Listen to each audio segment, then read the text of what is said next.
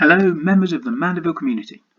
First 2 weeks of virtual school are over and they have been epic. Everyone has been working so hard, parents, children, teachers, everybody. Time for a 2-week break for everyone to relax and enjoy themselves. I'm going to set you a challenge over those 2 weeks though, but this challenge is going to be a lot of fun. I want you to use Purple Mash to create a computer game, and I'd love to play every single one that you make.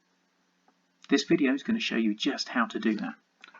First thing we're going to do, log into Purple Mash. Make sure we've got our Mandeville logo, find the right person and log in. This will look very familiar to lots of you, except mine's got a few more tabs along the top. So we're going to go into Tools and we're going to scroll down until we find Quiz and Game Creation. I'm looking at this little sad fella here, 2DIY 3D.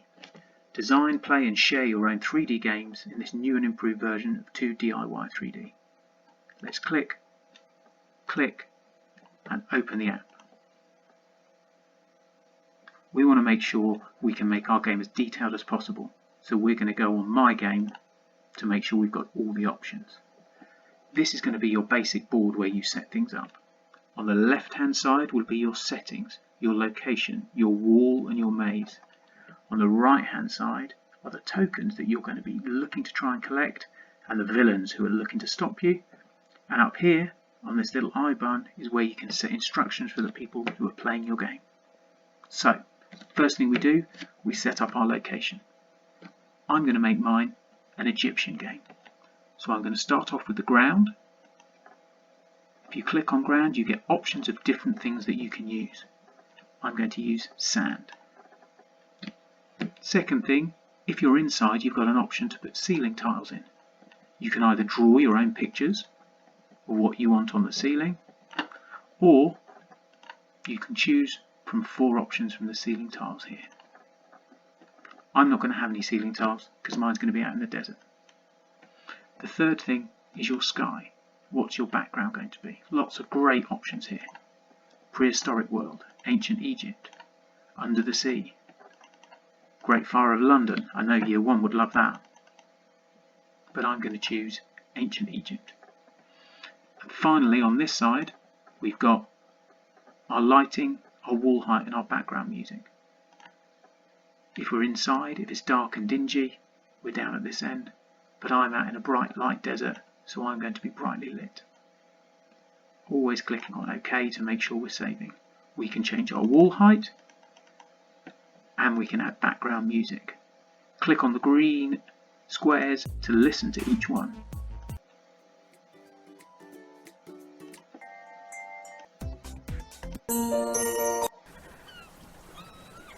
And if you're brave, you can even use the record or the piano to write your own music. I'm going to stick with the Egyptian background.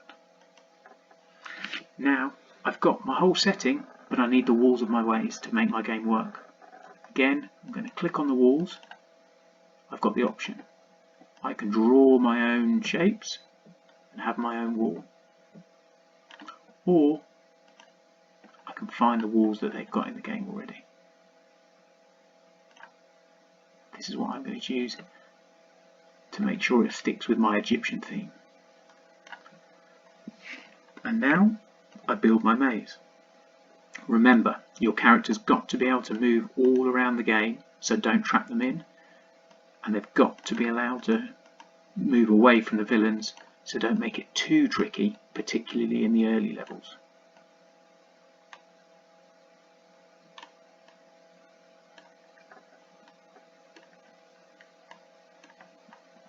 There, I think that'll do for my first setup. Now I need my tokens that I'm going to collect. 1, 2, 3, 4, 5. I can change each one of those tokens into something different. If I double click on them, again I could draw my own token, or I can choose from my objects to collect. Stars, strawberries, but in my case this time I'm going with the Canopic Jars. And you can decide how much points each of them is worth, and you can put in a sound effect as well for every time you collect them. I'm going to go with the chime. You can even have your tokens moving around if you want to get advanced. Now I could do and have a different token for each of these, but if I want them all to be the same, I double click and in the corner here, copy to all. OK, all of them are now Canopic Jars. Now I'm going to put in my villains.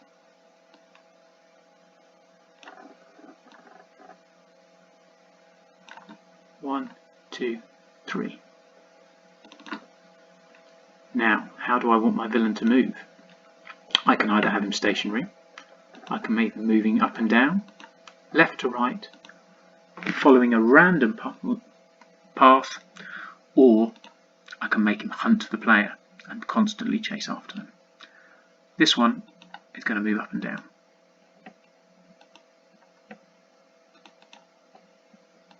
This one is going to move left to right. And this one, I'm going to get to chase the player. I can also change the sound effect and see how much life they lose every time they hit as well. So, everything's set up, although my villains don't really suit the rest of the game. So I'm going to double click and change. I'll get a long list of baddies to collect. I'm going to go with my mummy. Again, I'm going to change all of mine to doing the same thing.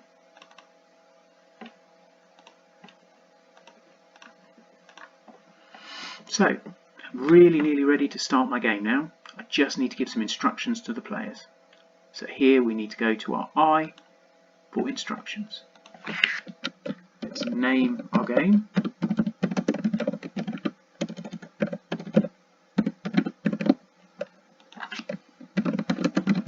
Use the arrow keys to move your player around the level hunting for Canopic Jars. There are 5 to collect, but beware the mummies.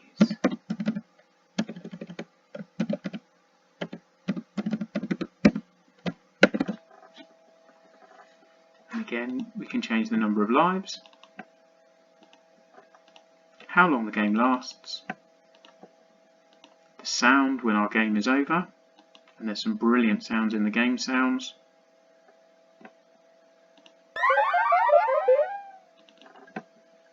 And what the sound is when we complete the level. Now we're ready. So, we're ready, we've got our player, we've got our villains, we've got our setting, we've got our instructions, we're ready to go. Click on the green button and we can play. Use the arrow keys to move the player around the level hunting for Canopic Jars. There are 5 to collect, but beware the mummies. Gone, and now we're ready to go. If you're playing on a PC, then there will be a map in the top right hand corner to help you out. But if you're on a tablet, then that map won't be there, making the game all the trickier.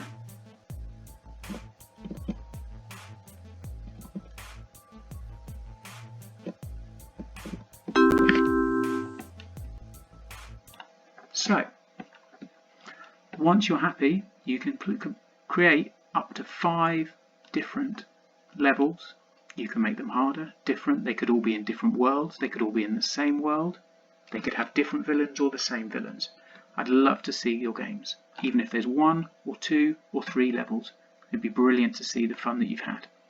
When you're finished, click on the red arrow, save and exit to My Work.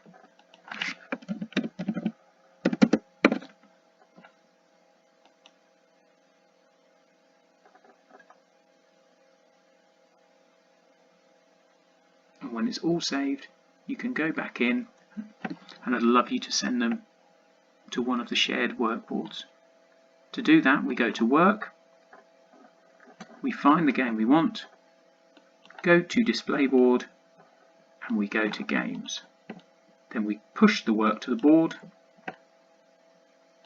which means that when I go to Sharing and Display Board Games, Mr. Dickinson, My Mummy Game is there. Fantastic. Well, Mandeville, if you like to do this, I'd absolutely love to see all your games. If not, relax, enjoy, have a fabulous 2 weeks holiday, and we'll see you all refreshed and ready to go again, whether that's in the real school or the virtual school in a couple of weeks. Have a brilliant holiday. Bye bye.